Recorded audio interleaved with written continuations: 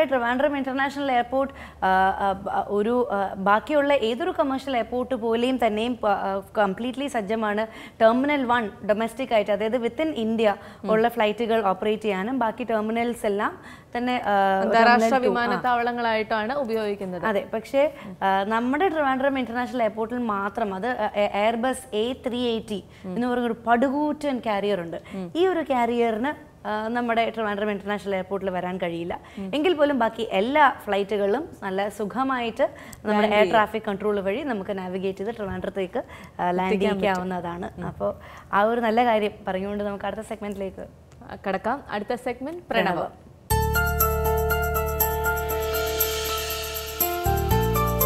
നമസ്കാരം. ജ്യോതിഷത്തിന്റെ കാണാപ്പുറങ്ങൾ തേടുന്ന പ്രണവത്തിലേക്ക് എല്ലാ പ്രിയപ്പെട്ട പ്രേക്ഷകർക്കും സ്വാഗതം. ജ്യോതിഷ സംബന്ധമായ നിങ്ങളുടെ സംശയങ്ങൾക്ക് മറുപടി നൽകുന്നത് പ്രശസ്ത ജ്യോതിഷാചാര്യനായ ശ്രീ സുഭാഷ് തന്ത്രികളാണ്. നമുക്ക് സ്വാഗതം ചെയ്യാം. സ്വാഗതം സർ. സർ, പൊതുവെ പറഞ്ഞു കേൾക്കാറുണ്ട് ഈ സർപ്പത്തിന് 100 പാലും കൊടുക്കുക എന്നൊക്കെയുള്ള ചടങ്ങുകൾ പ്രധാനമായും ആയില്യം നാളിലാണ് നടത്തുന്നത് എന്ന്. മറ്റു നാളുകളിൽ നടത്തിയാൽ അതിന് ഉദ്ദേശിക്കുന്ന ഫലം കിട്ടില്ല എന്ന് പറഞ്ഞു കേൾക്കാറുണ്ട്. അപ്പോൾ അതിൻ്റെ ഒരു യാഥാർത്ഥ്യം എന്താണ്, വസ്തുത എന്താണ്, ഇത്തരം കാര്യങ്ങളൊന്ന് വിശദീകരിക്കാമോ? ഇതും ഒരു പ്രേക്ഷകനെ എഴുതിയിരിക്കുന്ന ഒരു കത്തിലെ വിവരം തന്നെയാണ് പറയുന്നത്. അതായത് നമ്മൾ പല പ്രാവശ്യം പറഞ്ഞിട്ടുണ്ട് സർപ്പത്തിൻ്റെ സാന്നിധ്യത്തെക്കുറിച്ചും സർപ്പ വഴിപാടുകളെക്കുറിച്ചും. അപ്പോൾ കന്നിമാസം ആയില്യത്തിന് സർപ്പം ഉണരുകയാണ്, കന്നി ആയില്യം. അപ്പോൾ പല ക്ഷേത്രങ്ങളിലും നിങ്ങൾ ശ്രദ്ധിച്ചിട്ടുണ്ടാവും, പല ക്ഷേത്രങ്ങളിലും സർപ്പത്തിന് ഉറക്കമില്ലാതെ പക്ഷെ കന്നിമാസം ആയില്യമാകുമ്പോൾ കന്നിമാസം ആയില്യമാകുമ്പോൾ സർപ്പം ഉണരുന്നു, ആ രീതിയിലേക്ക് പുറ്റ് തുറന്ന് പുറത്തേക്ക് വരുന്നു, ആ രീതിയിലേക്ക് വലിയ രീതിയിൽ ആയില്യപൂജ വഴിപാടെന്ന് പറഞ്ഞുള്ള ഘോഷങ്ങൾ കാണും. അപ്പോൾ സംഭവിക്കുന്നത് വെച്ചാൽ കന്നി ആയില്യത്തിൽ സർപ്പം ഉണരുന്നു എന്ന് പറയുമ്പോൾ തീർച്ചയായിട്ടും സർപ്പം ഉറങ്ങുന്നുണ്ടാവും, ഉറങ്ങാത്ത ആൾ ഉണരില്ല. അപ്പോൾ എന്താണ് സംഭവിക്കുന്നത് വെച്ചാൽ കന്നി ആയില്യത്തിന് സർപ്പം ഉണർന്നു കഴിഞ്ഞാൽ മേടപ്പത്തിന് ഉത്തമ സർപ്പം ഉറങ്ങുന്നു, ഇടവപ്പത്തിന് നീചസർപ്പം ഉറങ്ങുന്നു. അപ്പോൾ ഇടവപ്പത്തിന് സർപ്പം സുഷുപ്തിയിലാവുകയാണ്. അതായത് ചിലർ പറയുന്നു അവരുടെ ലോകമായ സത്യലോകത്തിലേക്ക് പാതാള ലോകത്തിലേക്ക് തിരിച്ചു പോകുന്നൊക്കെ പറയുന്നു. ഏത് രീതിയിലായിരുന്നാലും ഒരു തിരിച്ചുപോക്ക്, അതായത് ഏകദേശം ഒരു 4 മാസത്തോളം ഒരു തിരിച്ചുപോക്ക് അവിടെ സംഭവിക്കുന്നുണ്ട്. അപ്പോൾ ആ ഒരു കാലഘട്ടമാണ് സർപ്പത്തിൻ്റെ ഉറങ്ങൽ അല്ലെങ്കിൽ സുഷുപ്തി. അപ്പോൾ സുഷുപ്തി എന്ന് പറഞ്ഞാലും ഒരു പാതിക്ക് മേലുള്ള ഒരു മയക്കത്തിനാണ് സുഷുപ്തി എന്ന് പറയുന്നത്. അപ്പോൾ അവിടെ സംഭവിക്കുന്നുണ്ട്. അപ്പോൾ ഇങ്ങനെ വരുമ്പോൾ ഞങ്ങളുടെ ആചാര്യം പഠിപ്പിച്ച രീതി അനുസരിച്ച് ഇടവപ്പത്തിന് ശേഷം കന്നി ആയില്യം വരെ ഞങ്ങൾ സർപ്പ പൂജകൾ ചെയ്യുകയോ സർപ്പ വഴിപാടുകൾ വിധിക്കുകയോ ചെയ്യാറില്ല. പിന്നെ അതല്ലാതെ കർക്കിടകം 1-ാം തീയതി സർപ്പം ഒന്ന് ഉണർന്ന്, നമ്മളിപ്പോൾ മനുഷ്യനൊന്ന് മൂത്രമൊഴിക്കാൻ പോയിട്ട് തിരിച്ചു വരുന്ന പോലെ ഒന്ന് ഉണർന്ന് തിരിഞ്ഞു കിടക്കും എന്ന് പറയുന്നത് കൊണ്ട് ആ 1-ാം തീയതി മാത്രം വേണമെങ്കിൽ കർമ്മം കൊടുക്കാമെന്ന് പറയുന്നുണ്ട്. 1-ാം തീയതി മാത്രം, പകൽ മാത്രം. അപ്പോൾ വേണമെങ്കിൽ അങ്ങനെ കർക്കിടകം 1-ാം തീയതി രാവിലെ മുതൽ വൈകിട്ട് വരെയുള്ളൊരു പൂജ വേണമെങ്കിൽ ചെയ്യാം. അല്ലാതെ കണ്ടുള്ള ഇടവപ്പത്ത് മുതൽ കന്നി ആയില്യം വരെയുള്ള സമയത്ത് സർപ്പത്തിന് വേറെ ഒരു പൂജാവിധികളും പൂർവികാചാര്യന്മാർ വിധിച്ചിട്ടില്ല. അപ്പോൾ ഇന്ന് വിധിയൊന്നും കണക്കൊന്നുമല്ല, ഇന്നിപ്പോൾ എപ്പോൾ വേണമെങ്കിലും പൂജകളും കാര്യങ്ങളുമാണ്. അപ്പോൾ ഇതിൽ സംഭവിക്കുന്ന വേറെ വിഡിത്തം എന്താണെന്ന് വെച്ചാൽ ആയില്യം നക്ഷത്രത്തിന് സർപ്പത്തിന് 100 പാലും കൊടുത്താലേ അല്ലെങ്കിൽ പൂജ ചെയ്താൽ മാത്രമേ വിജയിക്കുകയുള്ളൂ. അങ്ങനെ എന്തോ ഒരു വിഡിത്തം നമ്മുടെ സമൂഹത്തിൽ പ്രചരിച്ചിട്ടുണ്ട്. കാരണം എത്ര വലിയ പ്രസിദ്ധമായ ക്ഷേത്രമാണെങ്കിൽ പോലും അവിടെ ആയില്യ പൂജ അല്ലെങ്കിൽ ആയില്യത്തിന് സർപ്പത്തിന് കൊടുക്കുക, അങ്ങനെ ഒരു വിലംപിടുത്തമുണ്ട്. സത്യത്തിൽ എന്താ സംഭവിക്കുന്നത്? ആയില്യം എന്ന് പറയുന്നത് സർപ്പത്തിൻ്റെ നക്ഷത്രമാണ്. അപ്പോൾ മഹാവിഷ്ണുവിൻ്റെ നക്ഷത്രം എന്തായിരിക്കും? മഹാവിഷ്ണുവിൻ്റെ നക്ഷത്രം തിരുവോണമാണ്, മഹാദേവൻ്റെ നക്ഷത്രം തിരുവാതിരയാണ്. സർപ്പത്തിന് ആയില്യത്തിന് മാത്രം കർമ്മം കൊടുത്താൽ മതിയെങ്കിൽ മഹാവിഷ്ണുവിന് തിരുവോണത്തിന് മാത്രമേ പൂജ കൊടുക്കാൻ പാടുള്ളൂ. അങ്ങനെയല്ലേ പാടുള്ളൂ? അതേപോലെ മഹാദേവന് തിരുവാതിരയ്ക്ക്. ഇവിടെയാണ് യുക്തിയൊക്കെ ഉപയോഗിക്കേണ്ടത്. അപ്പോൾ ഈ വക വിഡിത്തങ്ങളുടെ പിന്നാലെ പോയതിന് എന്ത് പറയും? അപ്പോൾ നമ്മൾ അറിഞ്ഞിരിക്കേണ്ട ഒരു കാര്യമാണ്. കാരണം നമ്മൾ പറയുന്നത് ജ്യോതിഷത്തിലെ കാണാപ്പുറങ്ങളാണ്. കാണാപ്പുറങ്ങൾ കാണാൻ തന്നെ പറയുന്നു. കന്നിമാസം ആയില്യം മുതൽ ഇടവപ്പത്ത് വരെയുള്ള ഏത് ദിവസങ്ങളിൽ വേണമെങ്കിലും സർപ്പത്തിന് സമ്പൂർണ്ണ പൂജകൾ കൊടുത്താൽ പൂജയെല്ലാം വിജയിക്കും. ഏത് ദിവസം വേണമെങ്കിലും 100 പാലും കൊടുക്കാം. അല്ലാതെ ആയില്യം പൂജ ആയില്യത്തിന് മാത്രം കൊടുത്താലേ സ്വീകരിക്കൂ, ഇങ്ങനെയുള്ള വിഡിത്തങ്ങളെല്ലാം ഒഴിവാക്കണം. ഇതെല്ലാം ആചാര്യന്മാർ അറിയേണ്ട ഒരു കാര്യമാണ്. അപ്പോൾ ആയില്യത്തിന് കൊടുക്കുന്നതുകൊണ്ട് കൂടുതൽ ഗുണങ്ങൾ കിട്ടുക അങ്ങനെയുണ്ടോ? അങ്ങനെയാണെങ്കിൽ തിരുവോണത്തിന് കൊടുത്താൽ മഹാവിഷ്ണുവിൻ്റെ അടുത്ത് കൂടുതൽ ഗുണമുണ്ടാവും. അങ്ങനെ വേണ്ടി പറയാണ്ട് പറ്റില്ലല്ലോ. അത് ശരിയാ. കാരണം തിരുവാതിരയ്ക്ക് കൊടുത്താൽ മഹാദേവന് നമ്മൾ ഒരു എപ്പിസോഡിൽ പറയുകയുണ്ടായി, തിരുവാതിരയും പൗർണമിയും അതായത് വെളുത്ത ഭാവം കൂടി ഒന്നിച്ചു വന്നാൽ മഹാദേവന് ഏറ്റവും പ്രധാനം. എന്താ അത്? തിങ്കളാഴ്ചയും തിരുവാതിരയും പൗർണമിയും കൂടി ഒന്നിച്ചു വരുന്ന ദിവസമായിരിക്കും മഹാദേവന് ഏറ്റവും അഭികാമ്യം. കാരണം ഒന്ന് മഹാദേവൻ്റെ നക്ഷത്രം, രണ്ട് തിങ്കൾ കലാധരനാണ് ഭഗവാൻ. തിങ്കൾ കലാധരൻ, തിങ്കൾ എന്ന് പറഞ്ഞാൽ ആരാണ്? ചന്ദ്രനാണ്. അത് പൗർണമിയും കൂടി വരുമ്പോഴോ ചന്ദ്രൻ സമ്പൂർണ്ണ ബലവാനായിരിക്കും.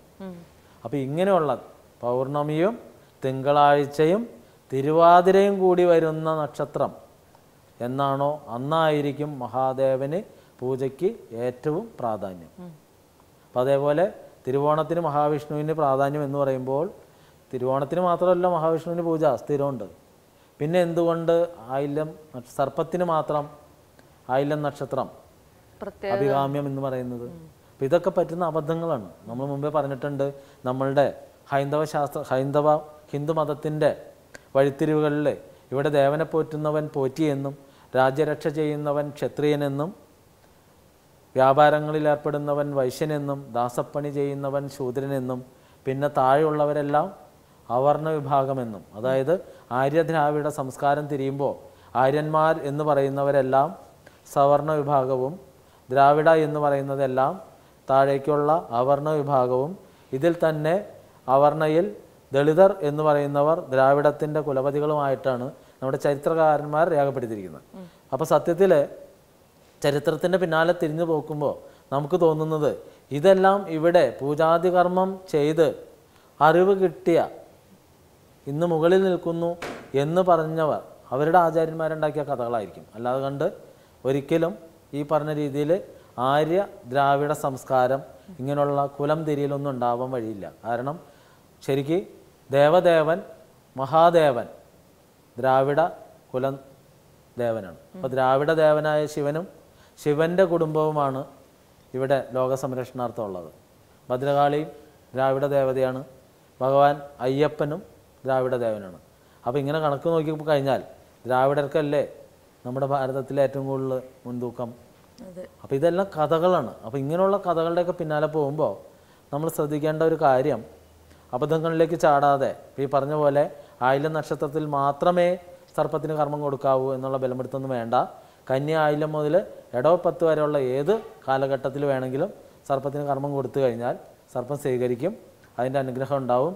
കൊടുക്കുന്ന ദ്രവ്യങ്ങളെല്ലാം ശുദ്ധമായിരിക്കണം, അല്ലാതെ അബദ്ധജടിലമായിട്ട് എല്ലാം 100% ഗ്യാരണ്ടിയുള്ള പൗഡറാണ്, മഞ്ഞൾ തന്നെയാണ് എന്ന് പറഞ്ഞിട്ട് മഞ്ഞൾ ഇല്ലാത്ത മഞ്ഞപ്പൊടിയൊന്നും വെച്ച് കർമ്മം കൊടുത്താലൊന്നും നാഗദേവത കർമ്മം കൈവയ്ക്കില്ല. അതുപോലെ നമ്മൾ പല എപ്പിസോഡിലും പറഞ്ഞിട്ടുണ്ട്, കദളിപ്പഴം ആയിരിക്കണം അല്ലെങ്കിൽ പൂവമ്പഴം, ഇത് വിട്ടിട്ടുള്ള ഒരു പഴങ്ങളും ദേവതകൾക്ക് നിവേദ്യമായിട്ട് പൂർവികത്തിലുണ്ടായിരുന്നില്ല. അപ്പം ഇങ്ങനെയുള്ള കാര്യങ്ങളെല്ലാം ശ്രദ്ധിച്ചാൽ മാത്രമേ നമ്മളുടെ പൂജാതി കർമ്മത്തിൻ്റെയൊക്കെ റിസൾട്ട് നമുക്ക് 100% ഉണ്ടാവുള്ളൂ. അല്ലാതെ കണ്ടിട്ട് വന്നത് വലിയ ആളാണ്, അവർ വന്നു കഴിഞ്ഞപ്പോൾ നേദ്യം ഏതായാലും കുഴപ്പമില്ല എന്ന് പറഞ്ഞു, അതുകൊണ്ട് ഞങ്ങൾ ശ്രദ്ധിച്ചില്ല, കടയിൽ നിന്ന് വാങ്ങിയ മഞ്ഞപ്പൊടി ഉപയോഗിച്ചാണ് കർമ്മം ചെയ്ത് ഒരു ഗുണം ഉണ്ടായില്ല എന്ന് പറയുമ്പോൾ ഇങ്ങനെയുള്ള കാര്യങ്ങളൊക്കെ ശ്രദ്ധിക്കണം. നമുക്ക് കർമ്മങ്ങളെല്ലാം വിജയിക്കും, മന്ത്രങ്ങൾ യഥാർത്ഥമായിട്ട് ഉപയോഗിച്ച് കഴിഞ്ഞാൽ അതിന് റിസൾട്ടും ഉണ്ടാവും. പക്ഷേ ചെയ്യുന്ന കാര്യങ്ങൾ ഈ വരുന്ന ആളുടെ കുലമല്ല നോക്കേണ്ടത്. നമ്മൾ പല പ്രാവശ്യം പറഞ്ഞിട്ടുണ്ട്, കുലത്തിന് ഒരു പ്രാധാന്യവുമില്ല. കാരണം നമ്മളൊക്കെ പൂജയൊക്കെ ചെയ്ത് ഞങ്ങൾ മുമ്പേ പറഞ്ഞിട്ടുണ്ട്, ഞങ്ങളുടെ ഗുരുനാഥൻ പറഞ്ഞിരിക്കുന്നത് 100 പൂജ ചെയ്താൽ 90% റിസൾട്ട് ഉണ്ടാവും. നമ്മൾ 100ലേക്ക് തന്നെയാണ് നോക്കുന്നത്. പിന്നെ എന്തുകൊണ്ട് 10 പരാജയപ്പെടുമെന്ന് ചോദിച്ചപ്പോൾ പറഞ്ഞ പ്രകൃതിയുടെ നിയമമാണ്, പ്രകൃതി നിയമത്തിനെ വെല്ലുവിളിക്കാൻ നിൽക്കരുതെന്ന് പറഞ്ഞാണ്. അപ്പോൾ നമ്മൾ എന്നിരുന്നാലും വരുന്നവരെല്ലാവരോടും പറയും, നമുക്ക് 100% 100 മേനി വിളയിക്കണം എന്നുള്ള രീതിയിൽ തന്നെയാണ് ചെയ്യുന്നത്. അതുകൊണ്ട് ഫെയിലാവാൻ നിങ്ങൾ ഇട കൊടുക്കരുത്. കാരണം വന്നു കഴിഞ്ഞാൽ ഭഗവാനോട് പ്രാർത്ഥിച്ചിരിക്കണം. ഭഗവാനോട് പ്രാർത്ഥിച്ചു കഴിഞ്ഞാൽ തീർച്ചയായിട്ടും നിങ്ങൾക്ക് അതിൻ്റെ റിസൾട്ട് ഭഗവാൻ തരും, നമ്മളല്ല തരുന്നത്. എൻ്റെ അടുത്തൊക്കെ പൂജയ്ക്ക് വരുമ്പോൾ ഞാൻ പറയാറുണ്ട്, നമ്മൾ വെറുതെ അഭ്യാസങ്ങളൊന്നും പറയാറില്ല. കാരണം ഇതെല്ലാം ദൈവിക പൂജാവിധികളാണ്. ഈ പൂജാവിധികളിലൂടെ ഭഗവാൻ തരുന്ന അനുഗ്രഹമാണ്, അല്ലാതെ ഞാനല്ല തരുന്നത്. ഞാനാണ് തരുന്നതെങ്കിൽ എന്നെ കാണാൻ വരുമ്പോൾ തന്നെ ഞാൻ തരും. അതുമല്ല ഞാൻ നിങ്ങൾക്ക് തരയില്ല, കാരണം എനിക്കും സന്താന പരമ്പരയുണ്ട്. അപ്പോൾ പിന്നെ ഞാൻ നിങ്ങൾക്ക് തരേണ്ട കാര്യമുണ്ടോ? നമ്മളെല്ലാം മനുഷ്യരാണ്. അപ്പോൾ മനുഷ്യരൊരിക്കലും നമുക്കുള്ള ഒരു സൗഭാഗ്യം വേറെ ആൾ കൊടുക്കില്ല. അതിൻ്റെ ഏറ്റവും വലിയ ഉദാഹരണങ്ങളാണ് നമ്മളുടെ സന്യാസി സമൂഹങ്ങളെല്ലാം. ഇന്നത്തെ സന്യാസി സമൂഹങ്ങൾ ഏതെടുത്ത് നോക്കിയാലും എല്ലാം കോർപ്പറേറ്റുകളാണ്, അല്ലാതെ ജനങ്ങൾക്ക് വേണ്ടി സേവ ചെയ്യുന്ന ഒരു സന്യാസി സമൂഹം ഇന്നില്ല. കാരണം പൂർവിക കാലങ്ങളിൽ സന്യാസിമാരെല്ലാം നമ്മുടെ നാടിൻ്റെ നന്മയ്ക്ക് വേണ്ടിയിട്ട് യാഗങ്ങളെല്ലാം ഹോമങ്ങളെല്ലാം നടത്തുക, അതായിരുന്നു സന്യാസിയുടെ ധർമ്മം. ഇന്ന് സന്യാസിമാരെന്ന് പറഞ്ഞാൽ ജനങ്ങളെ വഴിതെറ്റിക്കാൻ വേണ്ടിയിട്ട് എന്തെങ്കിലും മന്ത്രം എന്നുള്ളൊരു പേരിൽ ഒരു 4 കീർത്തനം ചൊല്ലാം, ഇതങ്ങ് ജപിച്ചാൽ മതി, ബാക്കി ദൈവിക വഴി എന്ന് പറഞ്ഞാൽ എല്ലാം തട്ടിപ്പാണ്, അവിടെ ഇരിക്കുന്ന കൃഷ്ണൻ എന്ന് പറയുന്നത് വെറും കല്ലാണ്, അങ്ങനെയുള്ള രീതിയിലേക്കൊക്കെ കുറച്ച് വാഗ്ദാരിയൊക്കെ ഉപയോഗിച്ചിട്ട് അവസാനം സന്യാസി എന്ന് പറയും. നിങ്ങൾക്ക് സന്യാസിയുടെ ധർമ്മമൊക്കെ അറിയണമെന്നുണ്ടെങ്കിൽ നമ്മളുടെ വൈശാലി എന്നുള്ള പടമൊക്കെ കണ്ടു കഴിഞ്ഞാൽ മനസ്സിലാവും. അങ്ങനെ ഞാൻ ഈ സിനിമാ പേരൊക്കെ കണക്ട് ചെയ്യുന്നത് എന്താണെന്ന് വെച്ചാൽ സാധാരണക്കാർക്ക് പെട്ടെന്ന് മനസ്സിലാവുന്നത് സിനിമയും അങ്ങനെയുള്ള കാര്യങ്ങളായിരിക്കും. അപ്പോൾ വൈശാലിയിൽ തന്നെ കാണിക്കുന്നുണ്ട്, അവിടെ ഋഷിശൃംഗൻ്റെ പിതാവ് രാവിലെ എഴുന്നേൽക്കുമ്പോൾ തന്നെ ഹോമം നടത്തുന്നു, നാളേക്കുള്ള ഹോമദ്രവ്യങ്ങളെല്ലാം ഒരുക്കി വയ്ക്കാൻ മകനോട് പറഞ്ഞിട്ട് പോകുന്നു. അപ്പോൾ അദ്ദേഹത്തിൻ്റെ ധർമ്മം എന്തായിരുന്നു? രോഗപരിപാലനത്തിനായിട്ട് യാഗങ്ങളും ഹോമങ്ങളും നടത്തണം, അദ്ദേഹത്തിൻ്റെ ധർമ്മമാണ് അത്. അദ്ദേഹത്തോട് ആരും പറഞ്ഞിട്ട് ചെയ്യുന്നൊരു കർമ്മമല്ല. അതിന് പ്രത്യേകിച്ച് ഒരു ലാഭവും അദ്ദേഹത്തിനോട് കിട്ടുന്നില്ല. കിട്ടുന്നുണ്ടോ? ഇല്ല. അദ്ദേഹത്തിന് കിട്ടുന്ന ഒരു ലാഭം ഈശ്വരനോട് കൂടുതൽ അടുക്കുന്നു, അതിലുള്ള ഒരു സംതൃപ്തി. അദ്ദേഹം ഒരിക്കലും അവിടെ നമ്മൾ കാണിക്കുന്നുണ്ട് ആശ്രമമെല്ലാം സാധാരണ രീതിയിൽ പുല്ലുമേഞ്ഞ രീതിയിലുള്ള ഒരു ആശ്രമമാണ്. അപ്പോൾ അതായിരുന്നു ശരിക്ക് സന്യാസി ധർമ്മം എന്ന് പറഞ്ഞ പോലെയാണ്. അപ്പോൾ പൂജയും വിധിയൊക്കെ ചെയ്യുമ്പോൾ ആചാര്യൻ്റെ കുലമല്ല പ്രധാനം, ആചാര്യൻ്റെ മനസ്സും നമുക്ക് കിട്ടാനുള്ള റിസൾട്ട് തരേണ്ടത് ആചാര്യനല്ല, എപ്പോഴും ഈശ്വരനായിരിക്കും. അപ്പോൾ ഈശ്വരൻ്റെ അനുഗ്രഹം കിട്ടും. ഇപ്പോൾ അതിനുള്ള ഏറ്റവും വലിയ ഉദാഹരണം എൻ്റെ അടുത്ത് കഴിഞ്ഞ ദിവസമൊക്കെ പൂജയ്ക്ക് വന്നു. നമുക്ക് ഒരു 2 മാസമെങ്കിലും ബുക്ക് ചെയ്തിട്ട് മാത്രമേ പൂജ കിട്ടുള്ളൂ. പക്ഷേ ഈ കഴിഞ്ഞ ദിവസങ്ങളിൽ സംഭവിച്ചൊരു സംഭവം, 2 പാർട്ടി പൂജയ്ക്ക് വന്നു. പൂജയ്ക്ക് വന്നപ്പോൾ അവർ ഗോവയിൽ നിന്നാണ് വന്നത്, പക്ഷേ അവർക്ക് പിറ്റേ ദിവസം പൂജയിൽ ഇരിക്കാൻ പറ്റി. അപ്പോൾ ഞാൻ ചോദിച്ചു ഇത്ര മിറക്കിൾ വരാൻ കാരണം അവരിരിക്കുന്ന സമയത്ത് തന്നെ നമുക്കൊരു ഫോൺ വന്നു, നാളത്തെ പൂജയ്ക്ക് ഞങ്ങൾക്ക് പങ്കെടുക്കാൻ പറ്റില്ല കാരണം പീരീഡ്സായി. അപ്പോൾ ഇവരിരുന്ന സമയത്തായതുകൊണ്ട് ഇവരോട് ചോദിച്ചു നാളെ ഇങ്ങനെ ഒരു പാർട്ടി ക്യാൻസലായി, താല്പര്യമുണ്ടോ എന്ന് ചോദിച്ചു. അപ്പോൾ അവർ പറഞ്ഞു ഞങ്ങൾക്ക് വേണം, ഞങ്ങൾ വ്രതത്തിലാണ്. അപ്പോൾ എന്താ ഇങ്ങനെ സംഭവിക്കാമെന്ന് ചോദിച്ചു. അപ്പോൾ അവർ പറഞ്ഞു ഞങ്ങൾ വരുന്നതിന് മുമ്പ് സാറ് പറഞ്ഞ പോലെ 3 ദിവസം നാരങ്ങാമാല ചാർത്തി 3 ദിവസം ഗണപതി ഹോമം നടത്തിയിട്ടാണ് വന്നത്. അപ്പോൾ അവിടെ ഭഗവാൻ തുണച്ചതാണ്. അപ്പോൾ ഇങ്ങനെയുള്ള മിറക്കിളുകളെല്ലാം അതെല്ലാം ഈശ്വരീയമാണ്. അപ്പോൾ ഈശ്വരൻ എന്ന് പറയുന്ന ഒരു ശക്തി ഏതൊരു യുക്തിവാദി ഇല്ല എന്ന് പറഞ്ഞാലും നമുക്ക് അന്വേഷിച്ച് നടക്കുന്ന ഒരാൾക്ക് തീർച്ചയായിട്ടും ഈശ്വര വഴികളിലൂടെ രക്ഷപ്പെടാൻ സാധിക്കും. ജ്യോതിഷ സംബന്ധമായ നിങ്ങളുടെ സംശയങ്ങൾ കത്തുകളായി ഞങ്ങൾക്ക് എഴുതുക. കത്തുകൾ അയക്കേണ്ട വിലാസം to the producer, ladies hour, Kaumudi TV, Pettah, Thiruvananthapuram. നിങ്ങൾ അയക്കുന്ന കത്തുകളാണ് ഇവിടെ വിഷയങ്ങളായി ചർച്ച ചെയ്യപ്പെടുന്നത്. അതുകൊണ്ട് പരിപാടി തുടർന്നും കാണുക.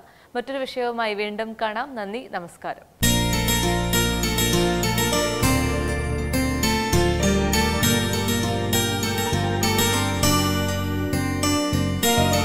അപ്പോൾ നമ്മൾ അയാട്ട കോഡിങ്ങിനെ കുറിച്ചായിരുന്നു സംസാരിച്ചുകൊണ്ടിരുന്നത്. അയാട്ട കോഡിംഗ്, തിരുവനന്തപുരത്തിന്റെ അയാട്ട കോഡിംഗ് ആയ TRV എന്ന് പറയുന്ന 3 അക്ഷരങ്ങൾ സ്തൂപത്തിൽ ഇവിടെ 14 അടി ഉയരത്തിൽ തിരുവനന്തപുരം അന്താരാഷ്ട്ര വിമാനത്താവളത്തിൽ സ്ഥാപിച്ചിട്ടുണ്ട്. അതുകൊണ്ട് തന്നെ നമ്മൾ ലോക ശ്രദ്ധയിലേക്ക് എത്തപ്പെട്ടിരിക്കുകയാണ്. അത്തരത്തിൽ സ്ഥാപിച്ചിട്ടുള്ള ഒന്നും പറ്റാത്ത ഒരു സ്തൂപമാണ് ഇവിടെ സ്ഥാപിച്ചിട്ടുള്ളത്. അടുത്ത 100 വർഷത്തേക്ക് എത്ര മഴയായാലും എത്ര വെയിലാണെങ്കിലും ഇതിനൊന്നും സംഭവിക്കില്ല. ഇത് ഇവിടെ തന്നെ ഉണ്ടാകും. അതുകൊണ്ട് തന്നെ എല്ലാവർക്കും പോയി കാണാനുള്ള സമയമുണ്ട്. തീർച്ചയായും. മാത്രമല്ല ട്രിവാൻഡ്രം ഇന്റർനാഷണൽ എയർപോർട്ട് പണ്ടേ പല രീതികളിൽ, അതായത് ആറാട്ട് മഹാരാജാവിൻ്റെ എഴുന്നള്ളത്ത് വാളുമായി പത്മനാഭൻ്റെ പള്ളി ആറാട്ടിന് പോകുന്ന യാത്രയാണ് ഈ ഒരു ട്രിവാൻഡ്രം ഇന്റർനാഷണൽ എയർപോർട്ടിൻ്റെ. അന്ന് ട്രിവാൻഡ്രം ഇന്റർനാഷണൽ എയർപോർട്ടിൽ നിന്നും ഒരു ഫ്ലൈറ്റുകളും ആ സമയം ടേക്ക് ഓഫും ലാൻഡും ചെയ്യില്ല. അത്തരത്തിൽ ഒരു ഭഗവാൻ എഴുന്നള്ളുന്നു എന്നുള്ള ഒരു കാരണം കൊണ്ട് എന്താ വിമാനത്താവളം അടച്ചിടുന്ന ലോകത്തെ ഒരേയൊരു വിമാനത്താവളമേ ഉള്ളൂ, അത് തിരുവനന്തപുരമാണ്. അപ്പോൾ ഇത്തരം ഒത്തിരിയധികം പ്രത്യേകതകളുള്ള ഒത്തിരി വർഷത്തിന്റെ പാരമ്പര്യം പഴക്കമുള്ള ഒരു കഥ പറയാനുള്ള ഒരു എയർപോർട്ട് തന്നെയാണ് ട്രിവാൻഡ്രം ഇന്റർനാഷണൽ എയർപോർട്ട്. അതെ. അപ്പോൾ ഇത്തരത്തിൽ വിമാനത്താവളങ്ങളുടെ വിശേഷങ്ങളും വിമാനത്താവളം എങ്ങനെ ലോക ശ്രദ്ധയിലേക്ക് എത്തി എന്നുള്ള വിശേഷങ്ങളും ഒക്കെ പങ്കുവെച്ചുകൊണ്ട് ഇന്നത്തെ എപ്പിസോഡ് ഇവിടെ പൂർണ്ണമാകാനുള്ള സമയമായിരിക്കുകയാണ്. വീണ്ടും നിങ്ങളെല്ലാം മറ്റൊരു എപ്പിസോഡിലൂടെ കാണാം. അതുവരെ ഏവർക്കും നന്ദി, നമസ്കാരം.